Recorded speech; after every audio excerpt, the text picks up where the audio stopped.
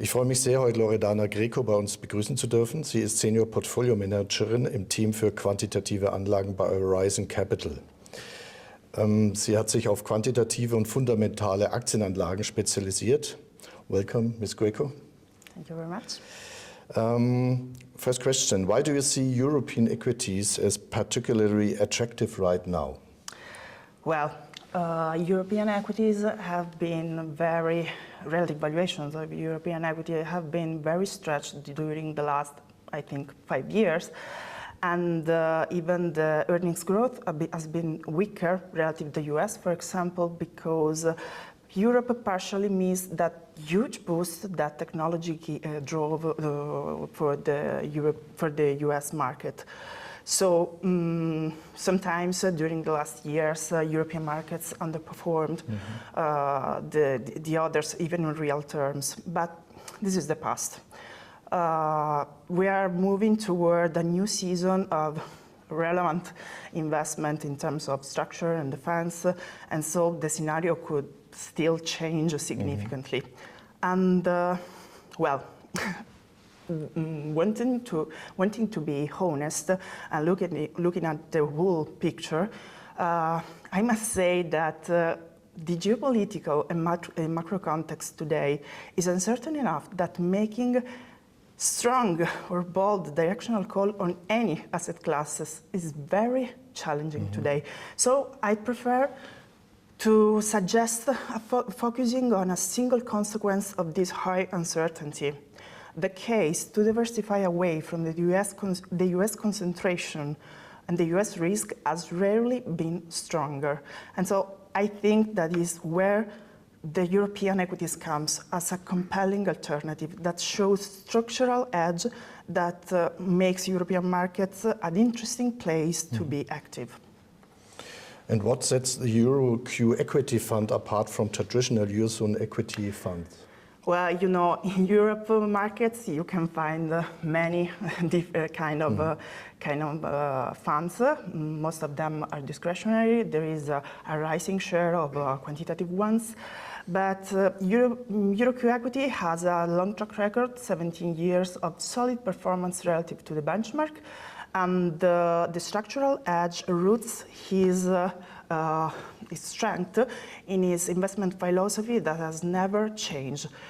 We call this investment philosophy today a quantamental approach because we stay between the two, the two sides, the fundamental and the quantitative one, and this allows us to be fully aware about factors perception and market data change with the quantitative tools, but we are even fully benchmark aware in terms of single stocks because we apply even fundamental judgment. And what does it mean concrete in the investment process? The quantamental terms is very widely used in our industry, and I guess it means different things to different people. There are some managers that just use quantitative tools to put together fundamental portfolio, or there are just people fully systematic that just apply a light overlay at the end. What we do is to sit in the middle, moving along the line, because in a nutshell, our investment process is we have a signal, the output of our multi-factor model, then we apply our judgment because we validate that output. We do not overlay it, but we validate with our fundamental perspective, and at the end we go back to the quantitative approach because before to implement that solution, we test a different portfolio solution on a quantitative basis in order to implement the one that best fits with the fund characteristics, but above all with the current market conditions. And how does this approach help you to catch interesting investments across different market cycles? Yeah, for us as a quantitative team, the diversification matters even at the factors level, but even at the stocks, as well as at the stocks selection level. So what does it mean? It means that we are very careful in how we build our multi-factor mix that we optimize.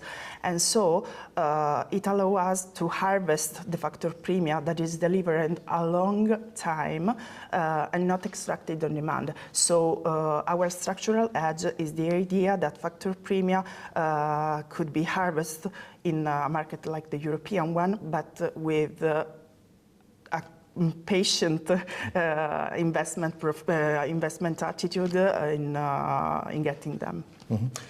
Could you tell us a little bit about the fund performance?